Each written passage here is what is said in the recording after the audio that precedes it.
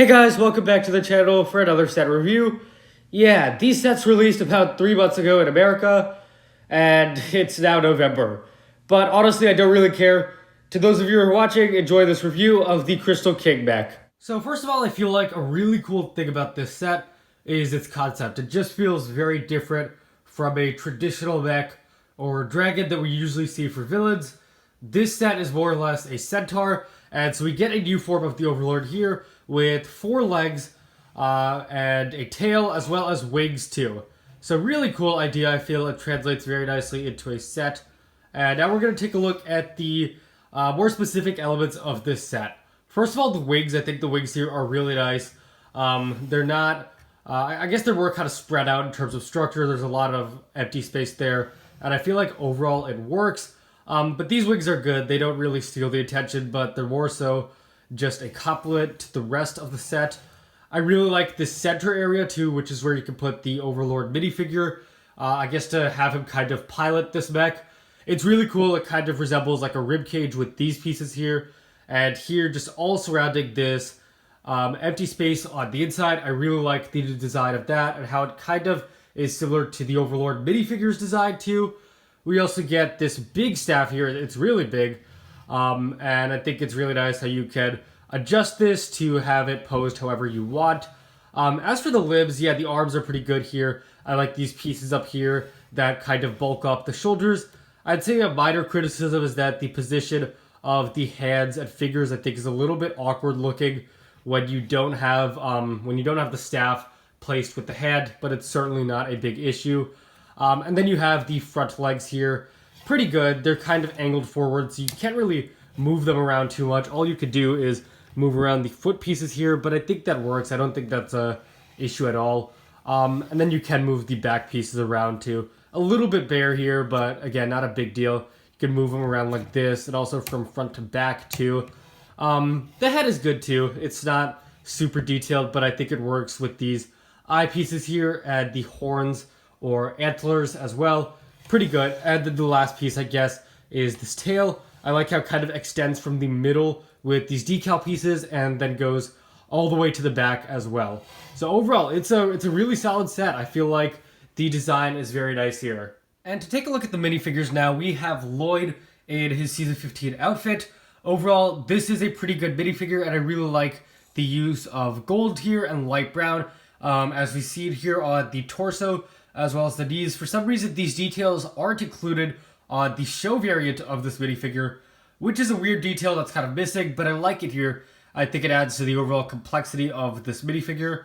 I also like the way that gold works with the sword and his shoulder armor, and also the darker shades of green we see here with his arm and the straps that run down his uniform, as well as the headband. Yeah, overall, this is a pretty good minifigure for Lloyd, and I don't have much else to say about it. Next up, we are going to talk about the Princess Rumi minifigure for Crystalized, and let me just bring her in here. Yeah, this is Rumi. This is the only council minifigure I have of the 6 council villains, and so we get the same torso with all of them here. It's a very good torso, I think. I like how it incorporates the Overlord's symbol in the center here, to show that these guys are very much connected to the Overlord, and they've pledged their allegiance towards him. But I also like the colors too. The purple on the arms contrasts nicely with the gray on the rest of the torso. We also get a new face print for Harumi here. I love how her eyes are purple here. I feel like this is a detail which works really well for the Human Council minifigures, those being the Mechanic and Harumi. It makes them feel like they're more powerful, they're more energized, different, you know? I like that this minifigure is very different from how she was in Seasons 8 and Season 9. But we do get that same headpiece. I think the hair is different here because it's actually a solid plastic piece as opposed to the more soft, bendable, is that a word? Piece that we got for her hair in Seasons 8 and 9. But yeah, this is Rumi. It is a pretty good minifigure with some minor changes. Next up, we have the Overlord, the Crystal King. This is different than his minifigure in the other sets because he's actually, he has 2 arms here instead of the normal 4 arms. It's a bit of a weird change here, but it was probably done so he could fit inside the mech.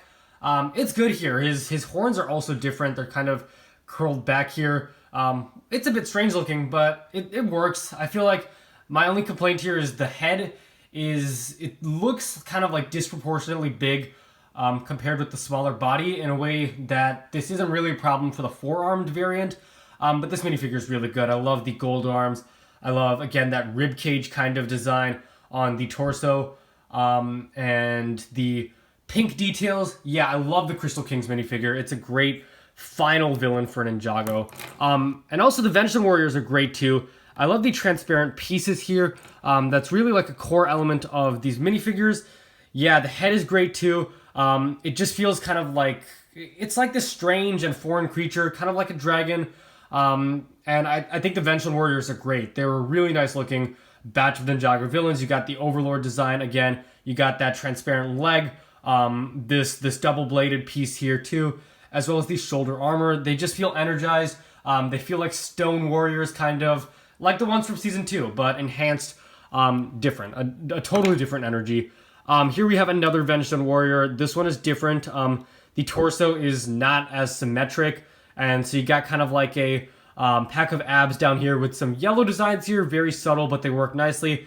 And then the energy taking over on the left side of this minifigure, which extends the arm as well. This arm is pink, this arm is gray. And then the video got cut off. But to finish my thoughts, these two Vegetable Warriors, we only get these two variants, but both are pretty good. Final thoughts on the set, I really enjoy it. I feel like it's very unique for Ninjago. It has this really nice final villain energy.